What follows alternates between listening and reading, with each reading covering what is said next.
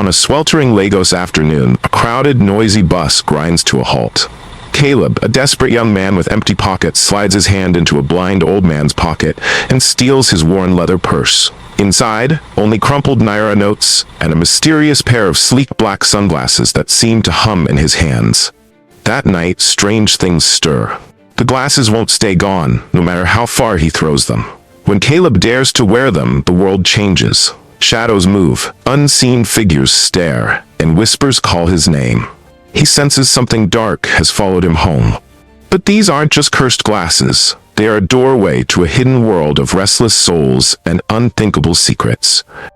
If you're joining us for the first time, please take a moment to subscribe so you can explore more amazing stories with us.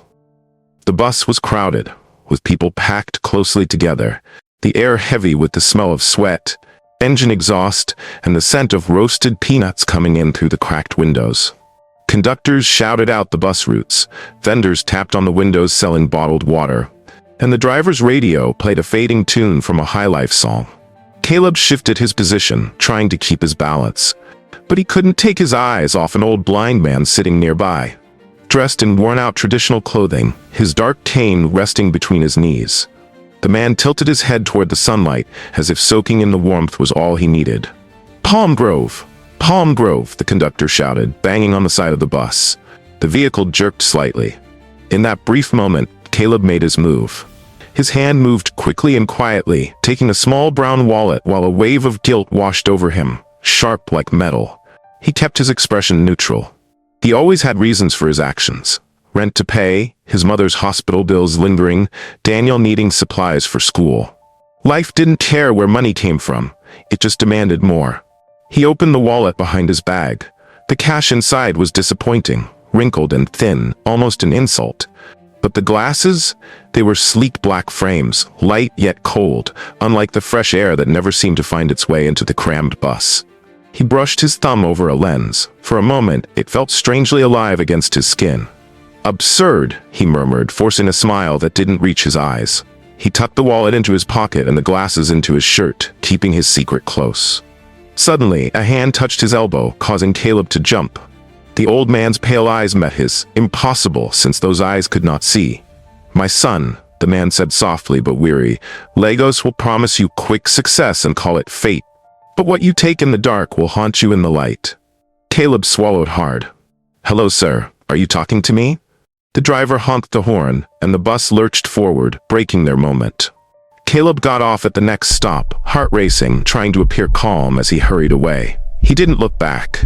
He could still feel the old man's words lingering behind him, like silent footsteps he couldn't hear until night. When he reached his small room and laid the glasses on his table, he felt an unsettling presence behind him in the mirror, even though he was alone. Caleb thought his act of stealing was over once he left the bus. But that night, something unexpected would awaken in his dark little room, and it would call his name. Caleb slammed the door of his tiny one-room apartment as if he could shut out his guilt along with the outside world. The air in his rented apartment was heavy with warmth and an unshakable smell of dust and kerosene. Clothes hung limply from a nail, and an empty pot rested on the single-burner stove. He tossed his old wallet onto the rickety table and glanced at the sunglasses lying there, sleek and expensive-looking. Finally, something good, he thought. He stood in front of the cracked mirror affixed to the wall, noting how tired he looked. Sunken cheeks, eyes dulled from sleepless nights. He slipped on the sunglasses and felt the room shift, everything dimmed yet sharpened, like seeing life through tinted lenses. He tilted his head and almost smiled, until he noticed something flicker behind him. A shadow, quick and human-shaped, standing just by the door. Caleb turned around.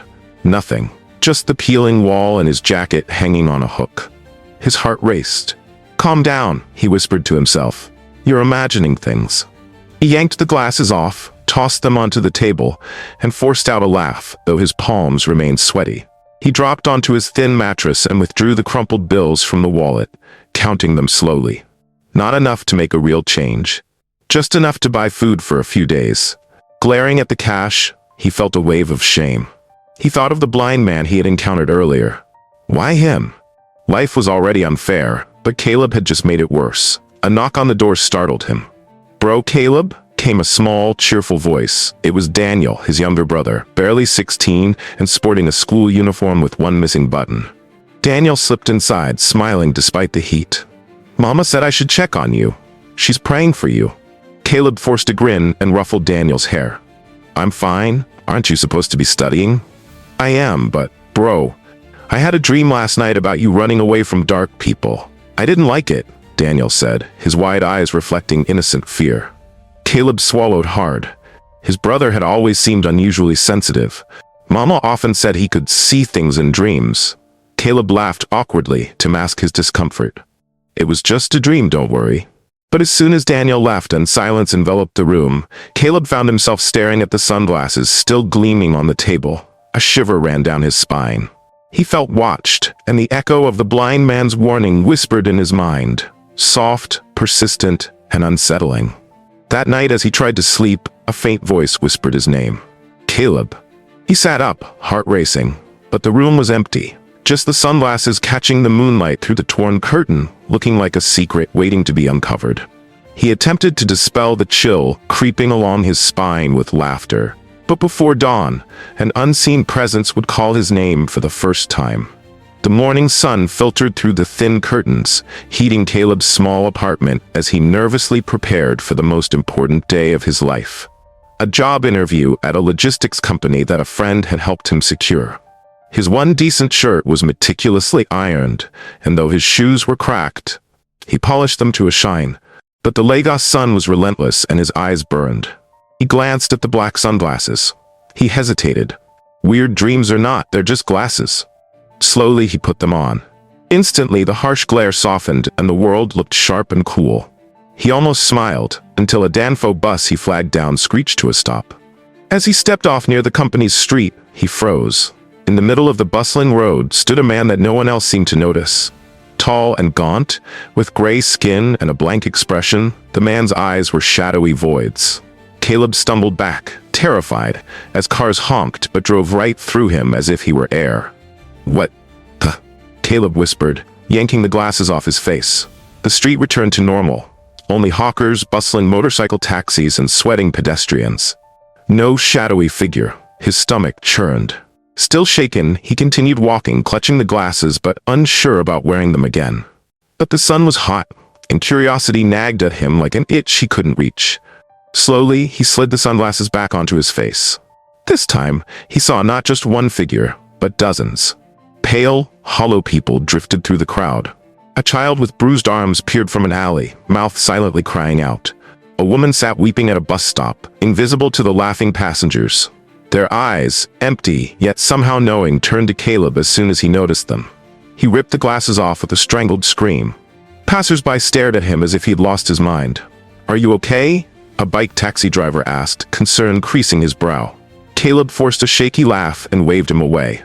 Minutes later, inside the company's compound, his hands trembled as he signed in for the interview. "Get it together," he told himself. "It's just stress," but deep down, he sensed a shift within him. The world now seemed to have two layers, one that everyone could see, and another that only he could touch. What he didn't know was that one of those pale figures was already following him, waiting for nightfall, waiting to speak. Caleb believed he could simply take off the sunglasses and find safety, unaware that he had yet to meet the ghost with a story to tell. Night wrapped Lagos in a quiet that felt uneasy. Caleb lay on his mattress, staring up at the ceiling, while his sunglasses sat on a shaky table nearby. Earlier that evening, he had thrown them away outside, but now, strangely enough, they were back next to his pillow. A knot formed in his stomach. "How?" he whispered to himself. He hadn't told anyone about them. Then he heard a light knock. Startled, he sat up fast, his heart racing. But when he looked around, no one was there. Instead, a soft and calming voice drifted through the room. "Caleb." He froze. The air felt suddenly cold, and his skin tingled as if someone was touching him. Slowly, almost against his will, he reached for the sunglasses and put them on. The room changed. Shadows grew darker. The air felt heavier. And then she appeared. A young woman stood by the door, glowing in a strange way that wasn't really light. She had a beautiful but sad expression. Her long braids framed her gentle face, but her eyes looked stormy. Caleb gasped. "Oh my. Don't be scared," she said softly. My name is Angela. What do you want from me? He stuttered, pressing back against the wall, her gaze filled with pain. I want to be heard. I want to be found. She moved closer, though it seemed her feet barely touched the ground. These glasses allow you to see us, the ones who are restless. We wander because of the way we died. I can't find peace until the truth about my death is known. Caleb's throat tightened. Your death? She nodded, tears welling in her eyes. I was betrayed. My childhood friend Esther sold me to a man involved in dark practices for money. He drugged me and buried me alive in a forest. My body is still there, and his power grows stronger because of my death. Until my remains are found, he cannot be stopped. Caleb felt a wave of fear rush over him. Why me? Why are you coming to me with this? Angela's lips quivered. Because you took from the one who loved me most. The blind man whose wallet you stole. He is my father. Caleb nearly collapsed. Heat and shame surged through him, making it hard to breathe. No, oh God. Please help me, Angela pleaded, her voice breaking. Help him find me. Only he can set me free. Time is running out. He doesn't know where I am, and the man who killed me will soon move my body. Caleb pressed his hands to his face, his mind racing with guilt, fear, and disbelief. He was just a struggling hustler trying to make ends meet. And now, a dead woman wanted him to help her fight against evil. Before he could respond, Angela's figure flickered. Make a decision, Caleb, quickly. Then she disappeared, leaving him trembling in a room that suddenly felt too small for his racing heart. Caleb now understood the horrifying truth about the glasses, and his own guilt. But confronting the blind man he had robbed would take more courage than any theft ever had. Caleb woke up before sunrise, drenched in sweat. The city outside was still quiet, except for the faint sound of early buses running in the distance. He sat on the edge of his bed, with his face buried in his hands. Angela's words echoed in his mind. You took from the one who loved me most. He tried to shake it off. I'm not a hero, he thought. I'm just trying to get by. But the more he tried to convince himself, the heavier the guilt felt in his chest. He remembered the blind man's gentle warning on the bus, and how those cloudy eyes seemed to see right through him. Caleb suddenly felt small, ashamed, and scared. When Daniel walked in that morning carrying his Bible, he noticed how pale Caleb looked. Hey, did you not sleep? Daniel asked quietly. Caleb forced a weak smile. I'm fine, Daniel frowned. I had a dream again. This time, you were in the woods, crying, and a dark man was dragging a coffin. Caleb's stomach sank. Daniel, do you have time to pray? His voice trembled. Always, Daniel replied simply. Without saying another word, he knelt by the bed and began to pray softly. God, protect my brother from the evil he doesn't understand. Show him mercy. The simplicity of the prayer struck Caleb more deeply than any sermon ever could. By the afternoon, Caleb couldn't bear the weight of guilt any longer. He slipped on a pair of sunglasses, grabbed his worn wallet, and walked through the noisy streets to find the old man. Each step felt heavy. He found the man sitting again on the same bench at the bus stop, his black cane resting on his knees. When Caleb approached, the old man seemed to sense him. Caleb dropped to his knees. Sir, I wronged you. I stole your wallet. His voice broke. I'm sorry. The old man's lips quivered, but he didn't say anything. Caleb placed the wallet and the glasses into his hands, bowing his head in shame. These glasses, they aren't just ordinary. They led me to your daughter, Angela. At the mention of her name, tears filled the old man's blind eyes. His hands shook as he held the glasses. You saw her? He whispered, his voice cracking. Caleb nodded, tears stinging his own eyes. She needs you. She wants you to find her body. Slowly, the old man lifted the glasses to his face, trembling. The moment the lenses touched his eyes, he gasped and a sob broke from his chest. Angela, my child. Caleb looked away, unable to bear the sight of such deep sorrow. But then the old man's voice shifted, no longer weak, but full of fierce love and anger. If this is true, I will not rest. That man will not keep her from me. I will bring my daughter home. A shiver ran through Caleb. For the first time in his life, he had confessed something significant. And surprisingly, that act of confession had awakened a powerful determination in the grieving father. Confession was supposed to bring peace, yet somehow it had drawn Caleb closer to the very darkness that Angela had warned him about. That night, sleep seemed to slip away from Caleb. He tossed and turned on his thin mattress, his mind haunted by the image of a blind man weeping for his lost daughter.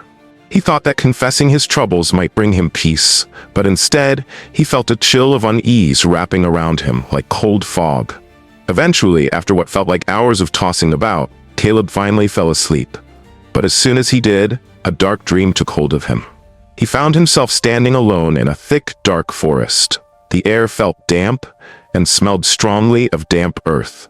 Somewhere up ahead, he could hear a slow, heavy drumbeat echoing through the trees. "Who's there?"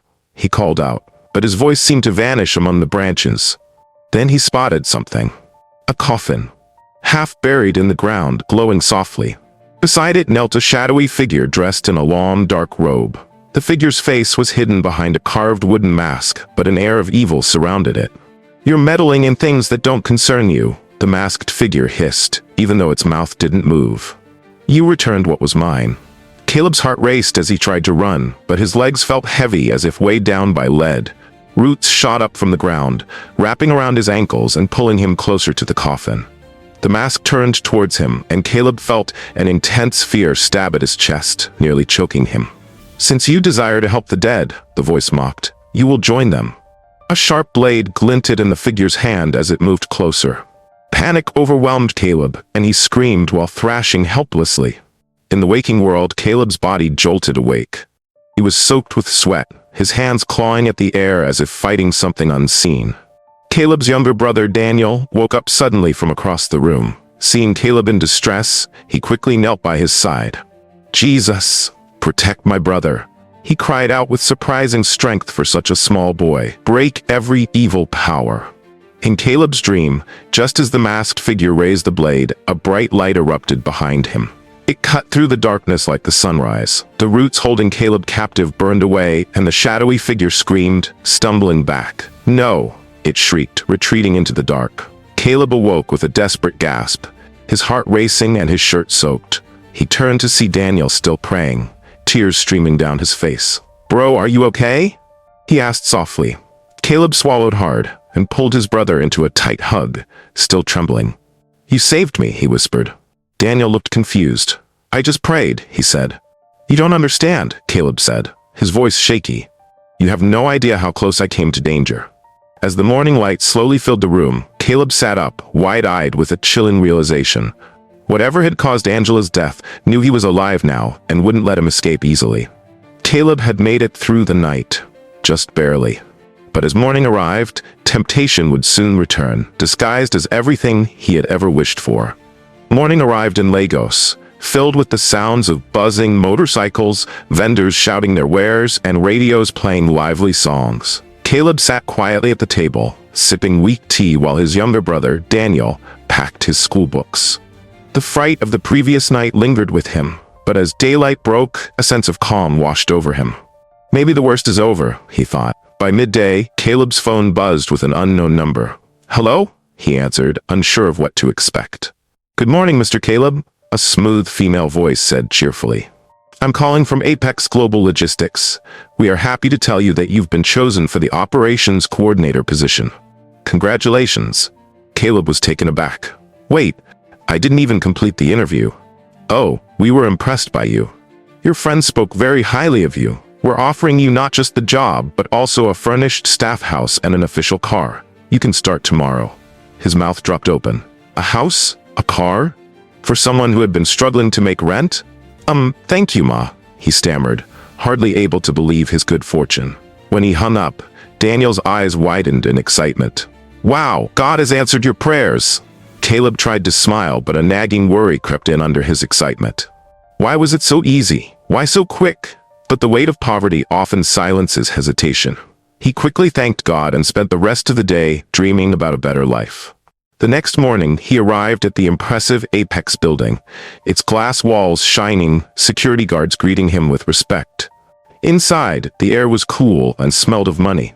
A friendly receptionist handed him some forms, offered him bottled water, and spoke highly of the company. "You're really fortunate," she said with a knowing smile. "Very fortunate." His new boss, a sharply dressed man with a perfect smile, shook his hand. "Welcome to a bright future, Caleb. Work hard, and you'll go far." The office felt sleek and polished, but it also gave off a cold vibe.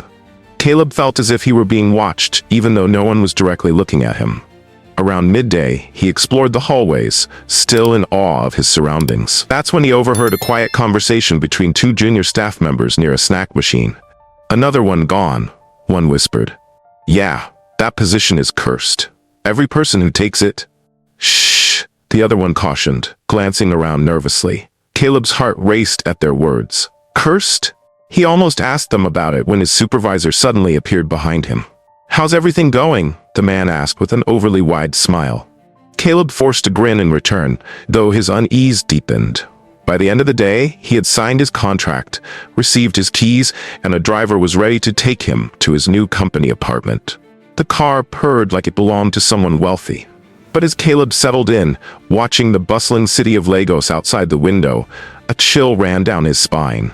Because right outside on the crowded street stood a pale, hollow-eyed figure staring straight at him, unseen by everyone else.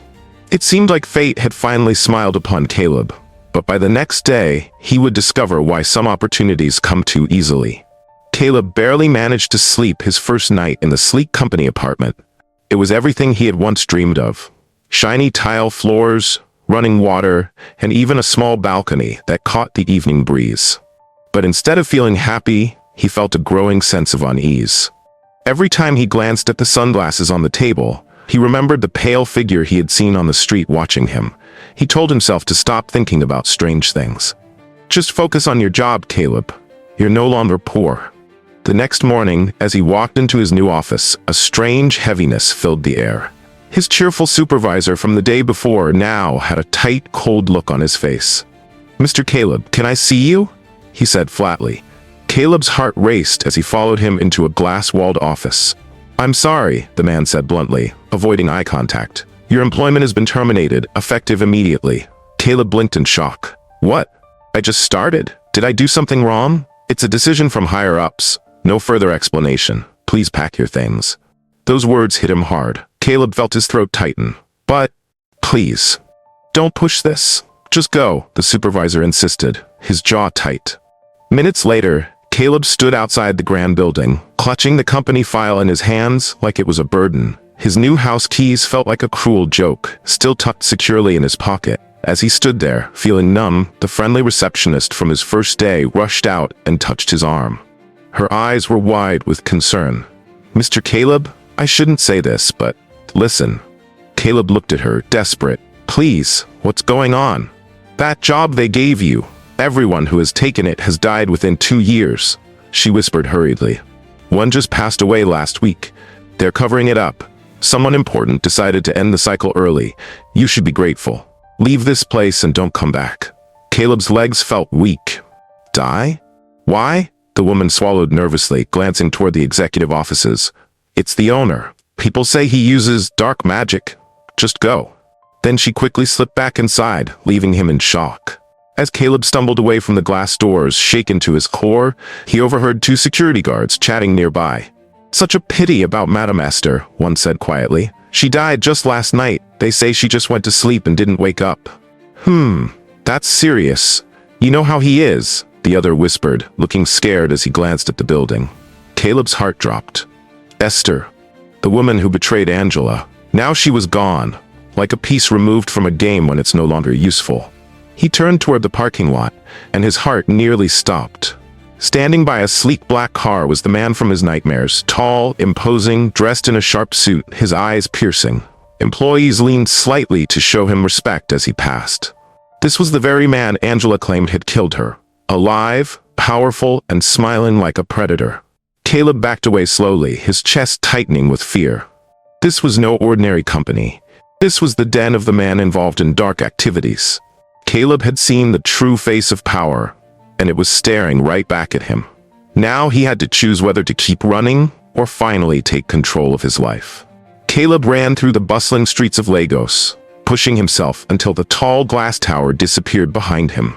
Sweat drenched his shirt, but fear fueled his speed, making him sprint harder than his exhaustion suggested.